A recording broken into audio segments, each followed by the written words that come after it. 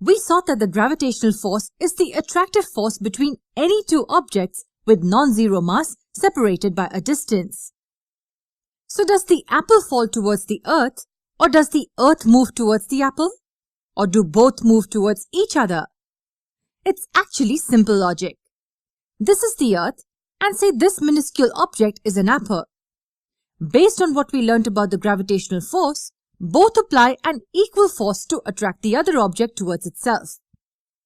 So if the forces are equal, which one will accelerate more? Based on the Newton's second law, we know that the force applied is the product of mass and acceleration. So the acceleration will equal force over the mass. The acceleration is inversely proportional to the mass. If the mass is more, the acceleration will be lesser. As the mass of the earth is much more than the mass of the apple, it is the apple that accelerates towards the earth and not the other way around. Hope that makes it clear. Now the question is, how do we quantify this force? To understand this, we need to understand a simple concept. And this simple concept is called the universal law of gravitation. Say there are two objects A and B separated by a distance d. The distance between the centers is considered the distance between the two objects and not this distance. Assume that the mass of object A is m1 and that of object B is m2. As object A is bigger, let's assume m1 to be bigger than m2. The universal law of gravitation says that every object in the universe attracts every object with a force which is directly proportional to the product of their masses and inversely proportional to the square of the distance between them. Let me repeat. The force is directly proportional to the product of their masses and inversely proportional to the square of the distance between them.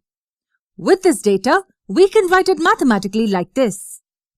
So if the mass of any of the objects increases, the gravitational force will have more magnitude. And more the distance between the two objects, the lesser will be the gravitational force. Directly proportional to the product of the masses and inversely proportional to the square of the distance between them. This can be written as F equals G times m1 times m2 over d squared. G here is the constant of proportionality and is called the universal gravitational constant. The equation can be modified and written as G equals F times d squared over m1 times m2. The value of G was found out by Lord Henry Cavendish using a torsion balance. The universally accepted value of G is 6.673 times 10 raised to negative 11. What will be the units of G? Force is newtons. As the distance is in meters, we have meters squared. And as the mass is measured using kilograms, we multiply this with kilograms raised to negative 2. This is the value of the universal gravitational constant.